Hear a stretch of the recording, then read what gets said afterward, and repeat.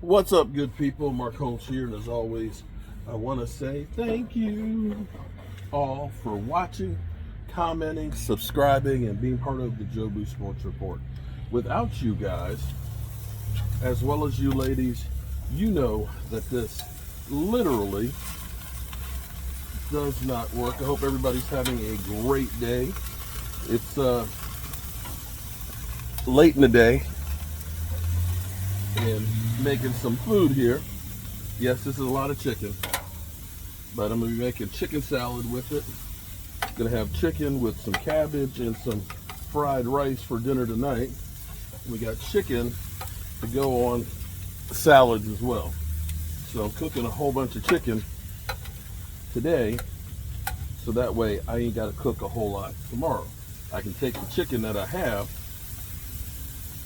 and I can use it for a multitude of things. But that's not why you're here. Actually, you might be here because the weather is getting to be really nice out. It's actually really cool considering that we had snow last week and it's like 65 degrees today. That's the thing about the weather. Typically, if you don't like it in Virginia, wait a day, it'll be different. And I'm enjoying it. I actually started thinking about, I think I'm gonna do like a hydroponic growing system to use my porch rails here to grow some really nice, leafy vegetables and peppers and stuff, and dress it up, and it'll be away from the gophers because the gophers eat all my shit.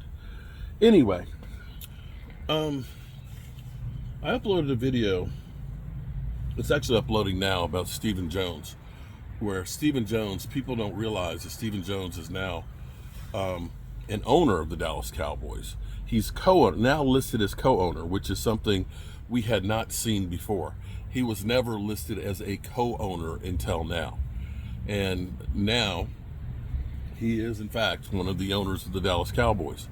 Before he was executive VP and COO. Now it's COO and co-owner of the Dallas Cowboys. So I think the succession plan is going through right now. But Stephen Jones has been doing a lot of talking. We haven't heard anything from Jerry, which is interesting in itself. We haven't heard from Jerry, but Stephen Jones is talking about drafting a quarterback, a young quarterback, basically to be a backup. We've got Dak, of course. Hang on, I gotta go serve the cabbage. Hang on. Forgive me, had to turn the cabbage so it doesn't burn. We have Stephen Jones, who talked about Trey Lance, and the reason why we're going to need to draft another quarterback is because Dak's contract means you need, as he put it, means you got to go cheap there, which is a true statement. But I don't think that there's too many teams out there. I don't think there's too many teams out there that look and say, let's spend a lot of money on our backup quarterback. Understand, Cooper Rush was only like $2.5 million. Trey Lance was 5.3. So the Cowboys spent more money on quarterbacks than just about anybody else last year. And so, in a way, Stephen Jones is kind of using Dak Prescott, throwing him under the bus about his contract, and basically saying, well, we can't keep Trey Lance because Dak Prescott's contract.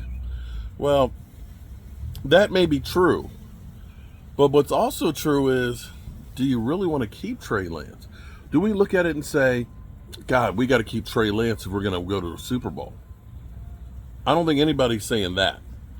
I don't think anybody is saying that we can't live without our third string quarterback. And hopefully you draft somebody who's going to play better than what Trey Lance has done thus far in his career. You honestly have to put Trey Lance up there right now with some of the biggest busts in NFL history. I mean, you can look at it and say Josh Rosen sucked ass, but the Cardinals only used their first round pick. They didn't trade up to get the guy. So for us to look and say, oh my God, Dak Prescott makes so much money, we can't keep him. Let me ask a real question. The difference between Dak getting 60 and Jordan Love and Joe Burrow and the Prince down in Jacksonville, is it really that $5 million? That $5 million is really that big of a chasm of not being able to sign players? I mean, that chasm you have right there was Trey Lance. A mistake that the Cowboys made that they should never have by paying Trey Lance $5.5 million in that fourth round draft pick that we could have definitely used to get a running back. But, you know, what do I know? What do I know? I'm just a guy out here cooking chicken.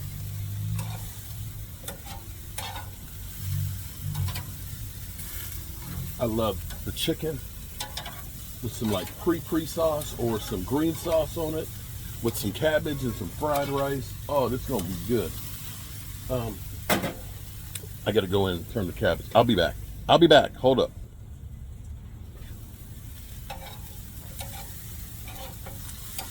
Now, I don't know about you, but I like the prospect of drafting a quarterback young. And more than likely, Cooper Rush will be coming back to the Cowboys. We can pretty much figure that that's almost a done deal. And I'm okay with that. I'm actually a little bit excited that the Cowboys are actually trying to keep some of their own players, because that's the best news I've heard in quite a while. I don't know what they do to these chickens these days, but these suckers, I literally split the chicken breast in half because they're so plump. I know they pump them up with salt water and things to get a higher yield. There's so much stuff that we eat that's literally not even really food anymore, that you have to wonder, is all this shit killing me?